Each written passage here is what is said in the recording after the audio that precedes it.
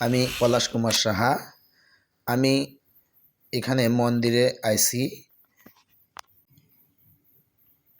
নববৃন্দাবন, পলাশবাড়ি, গাইবান্ধা। এখানে মন্দিরের প্রতিষ্ঠাতা শ্রী হরিদাস বাবু, তার পদধূলির কারণে যে বাংলাদেশের প্রথম সৃষ্টি হয়েছে নববৃন্দাবন ভক্তবৃন্দের আগমন। অনেক দূর দূরান্ত থেকে যে ভক্তদের আগমন ঘটিয়াছেন, তার সর্বপ্রথম আমি শ্রদ্ধা জানাই সেই হরিদাস বাবুকে এবং হরিদাস বাবুর শ্রীচরণে জানাই প্রণাম। নিজস্ব অর্থায়নে তৈরি হচ্ছে প্রায় 22 কোটি টাকার বরাদ্দে এক বিশাল দৃষ্টিনন্দন মন্দির, যা সর্বশ্রেষ্ঠ শিব, আদিযোগী শিব, যা বাংলাদেশে এইমাত্র প্রথম।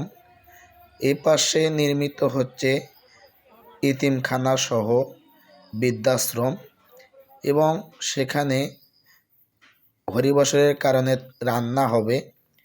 এই রান্নার জন্য প্রস্তুতি নিচ্ছেন এলাকারই বিভিন্ন ধরনের ভক্ত মায়েরা। এই যে খাবার এখানে তৈরি করতেছে, এখানে 24 প্রহর হরিবসর। আমরা এখন দেখব শ্রী শ্রী রাধা গোবিন্দ কালী মন্দিরের প্রতিষ্ঠাতা হরিদাস বাবু। ইনি সেই হরিদাস বাবু যার পদধূলিতে আমরা পেয়েছি নববৃন্দাবন, এবং ইনি নববৃন্দাবনের প্রতিষ্ঠাতা শ্রী হরিদাস বাবু। হরিদাস বাবুর কারণে আজ এখানে নির্মিত হয়েছে সুন্দর দৃষ্টিনন্দন মন্দির। হরিদাস বাবুর কারণে তৈরি হয়েছে। আপনারা এই চ্যানেলটিকে অবশ্যই সাবস্ক্রাইব করবেন এবং হরিদাস বাবুর পাশে রাখার জন্য আমাকে একটু সহযোগিতা করবেন। এখানে প্যান্ডেলে খাওয়া দাওয়ার ব্যস্ততার মধ্যে দিয়ে চলতেছে তাদের রান্নাবান্না।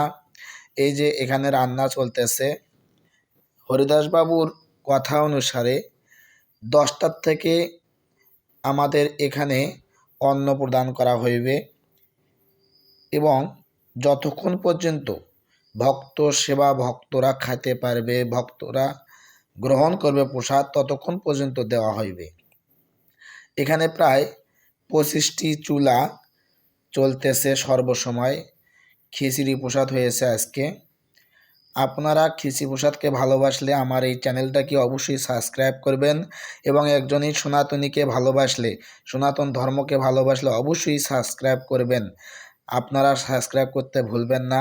প্রসাদের সুগন্ধি মগ্নিত হয়েছে এই শ্রী শ্রী রাধা গোবিন্দ কালী মন্দির, যার কারণে তৈরি হয়েছে সুন্দর দৃষ্টিনন্দন মন্দির। আমরা এখন কীর্তন শুনব। 1 মিনিট কীর্তন শ্রবণ করব, তারপরে আরো বিস্তারিত থাকবে।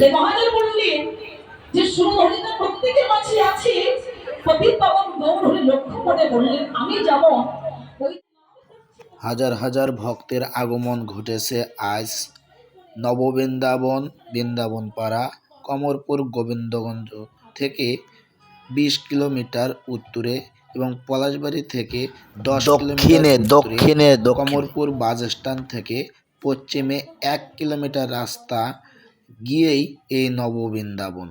নববৃন্দাবনে উপস্থিত হয়েছে আজকে হাজার হাজার ভক্ত, মা বোন ভাই বাবা সবাই মিলে উপস্থিত হয়েছেন।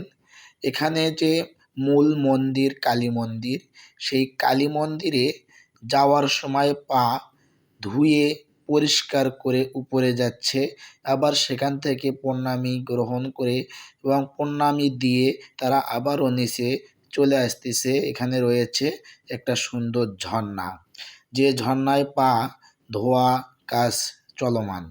আপনারা অবশ্যই এখানে চলে আসবেন এবং হিন্দু ধর্মকে এগিয়ে নিয়ে যাওয়ার জন্য অবশ্যই আপনারা পাশে থাকবেন এবং হরিদাস বাবুর মতো লোককে তার মতো ভক্তকে, তাহার মতো মহান একজন ব্যক্তিকে সহযোগিতা করার জন্য সবসময়ই আপ্রাণ চেষ্টা করবেন। বাচ্চাদের এবং সকলে মিলে এখানে সুইমিং ব্রিজে চান করতে পারবে সকলেই।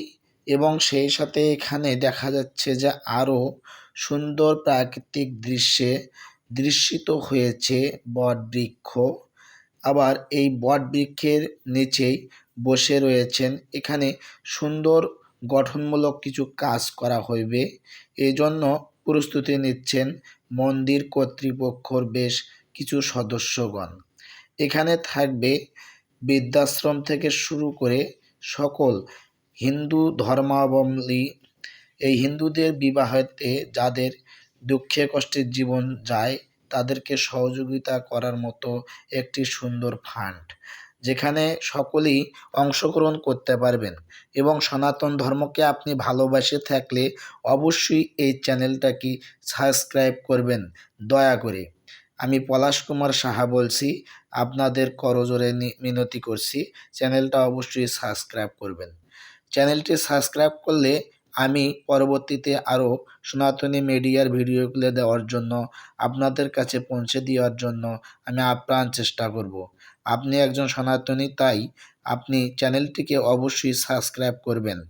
সেই সাথে দেখেন এখানে কীর্তন চলতেছে, কীর্তনের মাঝে এই যে অনেক হাজার হাজার ভক্ত মা বোনের আগমন ঘটেছে, যা এখানে হিসাব করে শেষ করা যাবে না। তাই সুন্দর মনোরম পরিবেশের জন্য রক্ষা বাহিনী, এখানে পুলিশ বাহিনীর সদস্য থেকে অনেক সদস্য এখানে রয়েছে। পুলিশেই তারা এখানে 3 দিন যাবৎ রয়েছে। কীর্তন করতেছে আমাদের অঞ্জলি রানী, তার কীর্তন সবাই মনোমুগ্ধকর সহকারে শুনতেছে। আপনারা দেখতেছেন কীর্তন, এবং কীর্তনের পরেই এখানে অনেকেই প্রসাদ খাওয়ার কাজে ব্যস্ত, এবং আপনারা অবশ্যই সুন্দরভাবে কীর্তন শুনবেন, তারপর আবার জানাবো। আজকের এই অনুষ্ঠানটি ভগবান শ্রীকৃষ্ণের জন্মতিথি বা শুভ জন্ম অষ্টমী উপলক্ষে 24 প্রহর এই কীর্তন অনুষ্ঠান হচ্ছে। আপনারা যারা দূর দূরান্ত থেকে আসতে পারেননি তারা অবশ্যই এগুলা দেখে একটু কমেন্ট করবেন, এবং সবাই একটু সনাতনীদেরকে দেখানোর সুযোগ করে দেওয়ার জন্য শেয়ার করে দেবেন, শেয়ার করতে ভুলবেন না। তো আপনাদের মধ্যে যারা দূর দূরান্ত থেকে আসছেন দেখছেন, তারা অনেকেই এখানে দেখতেছি যে প্রণামী দিচ্ছেন, দান করতেছেন। শ্রী শ্রী রাধা গোবিন্দ ও কালী মন্দিরের প্রতিষ্ঠাতা শ্রী হরিদাস ঠাকুরের সাথে আলিঙ্গন করতেছে। এখানে নতুন একটি আপডেট আপনাদেরকে জানিয়ে দিতে পারি যে প্রত্যেক মাসের শেষ রবিবারে এখানে ভাগবত আলোচনা, কীর্তন এবং ভক্ত সেবার আয়োজন করে থাকেন শ্রী শ্রী রাধা গোবিন্দ কালী মন্দিরের প্রতিষ্ঠাতা শ্রী হরিদাস বাবু। তার এই আপডেটটা সবাইকে জানিয়ে দেওয়ার জন্য আপনারা ভুলবেন না। এখানে আজকে আমরা লক্ষ্য করতে পারছি যে হাজার হাজার ভক্ত আগমন ঘটেছে, এবং এখানে অনেক ভক্ত যারা তৃপ্তি সহকারে প্রসাদ গ্রহণ করতেছে, এবং প্রসাদ গ্রহণ করে তারা আবার কীর্তন শুনতেছেন এবং উপভোগ করতেছে বিভিন্ন প্রাকৃতিক দৃশ্য, যা আমি দেখলাম। সকলেই খুব আনন্দের সহিত কীর্তন উপভোগ করতেছে, কীর্তন পরিবেশন করতেছে অঞ্জলি রানী। তার কীর্তনে সবাই মনোমুগ্ধকর পরিবেশে নির্দ্বিধায় কোনো অন্যমনস্ক না হয়ে কীর্তনের প্রতি মনোযোগ দিয়ে শ্রী শ্রী রাধাকৃষ্ণের নিত্যলীলা তাদের অবশ্যই শুনতেছে, এবং তারা বিভিন্ন ধরনের আলিঙ্গন করতেছে। তো আমি পরিশেষে আরেকটি অনুরোধ আপনাদের কাছে রাখতে চাই। আপনি একজন সনাতনী, তাই চ্যানেলটিকে সাবস্ক্রাইব করে আমাকে আপনাদের শ্রীচরণে পদধূলি অর্পণ করবেন এবং সবাই বেল আইকনটি অন করে রাখবেন, তাহলে ভিডিও ছাড়ার সাথেই আপনাদের কাছে পৌঁছে যাবে। তাই আপনারা অবশ্যই সাবস্ক্রাইব করবেন। কীর্তন শুনেন এখন একটু। ভগবানকে ডাকে, সংসার ছেড়ে দিয়ে ভগবানকে ভালোবাসতে পেরেছি, সংসারকে সার করেছি। সংসার, যে সংসারের পরে হরিনাম ভুলে গেছো, ওই সংসারকে ব্যাখ্যা করে দেখেছো। সংসার শব্দের অর্থটা কি? সম্মান কি বাবা? বহুরূপী। যে সংসারটাকে এত ভালোবেসেছিল বাবা, যে সংসারের স্ত্রী পুত্রকে স্বামীকে এত ভালোবেসেছিলে, সেই সংসারের মানুষগুলো যদি একটু শান্তিতে জায়গাতে ঘটিয়ে যায়, এক একটা রূপ ধারণ করে। দয়াল শ্রী হরি বলেন, হে জগদীজি, সংসারটাকে সার করো, এখনো সময় আছে। ওই সংসারটাকে সার করে যদি কোনো ভক্ত আমার গৌর গোবিন্দের চরণে সার করতে পারে, তোমার ভগবান বলে সে ভক্তকে আমার কাছে আসতে হয় না, আমি সে ভক্তের কাছে ছুটে যাই। গৌর করে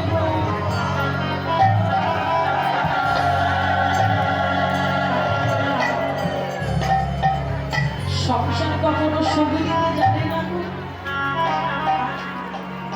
ভক্ত কাকে বলে লক্ষ্য করে দেখো। বৃন্দাবনে সনাতন গোস্বামী, আমি ছোট একটা উদাহরণ দিচ্ছি, ভক্ত কাকে বলে। বৃন্দাবনে সনাতন গোস্বামী কৃষ্ণ ভজন করেছিলেন, আর কৃষ্ণ ভজন করতে করতে মনে কোনো বাসনা হয়েছিল, আমি আর বৃন্দাবনে থাকবো না, একবার গৌর দর্শন করবো। কিন্তু গৌর হরি কোথায় আছে? নারীত নবদ্বীপে আছে। কোথায়? হরিধাম, শ্রীক্ষেত্র ধাম। সনাতন গোস্বামী গৌর দর্শন করিবার জন্য বৃন্দাবনে ছেড়ে দিয়ে ঝাড়খণ্ডে পথ ধরে এই গ্রীষ্মকালে ছুটে চলেছে হরিধাম। আর এই যে গরমের তাপ লেগেছে, এই গরমের তাপ লেগে না স্নান করেছে না আহার করেছে। যারা প্রকৃতির ভক্ত বাবা, যারা হরিকে ভালোবাসে, তারা আহার নিদ্রার কিছু লাগে না। সনাতন গোস্বামী আহার নিদ্রা পরিত্যাগ করে প্রভুর দর্শন করিবার জন্য পুরীধামে চলে এসেছে। এসে যখন রাত হয়ে গেছে, সনাতন গোস্বামী চিন্তা করলেন, এই রাতের সময় আমার প্রভু আছে গম্ভীরা। যারা পুরীধামে গেছে তারা দেখতে পাবে। পুরীধামে গেছেন তো, যেখানে সারিতে যে ভক্তকে প্রভু আজও গুপ্ত রাস লীলা করছে, কিন্তু সবার ভাগ্যে দর্শন হয় না। কেন? অদ্যাবধি সেই লীলা করে গড়া নয়। কোন কোন মহান ভক্তগণ ভক্তবতী সেই লীলা দেখিবার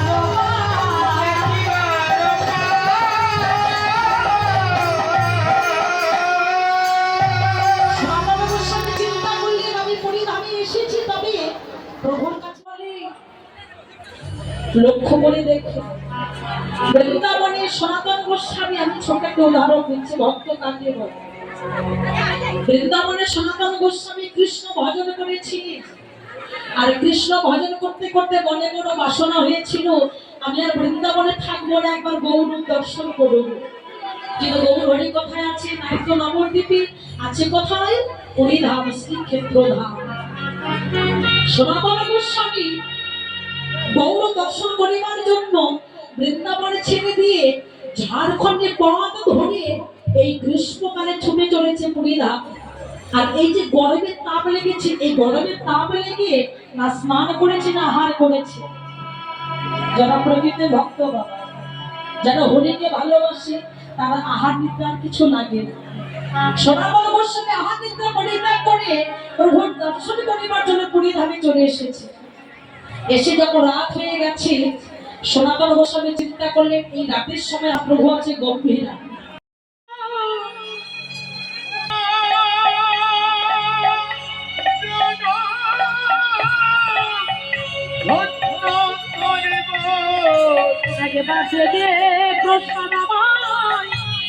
আমায় এনে দে না। আপনাদেরকে আর একবার ঠিকানাটায় বলি, গোবিন্দগঞ্জ থেকে উত্তরে এবং পলাশবাড়ি থেকে দক্ষিণে, কমরপুর স্ট্যান্ড থেকে পশ্চিমে 1 কিলোমিটার রাস্তা বললেই হবে।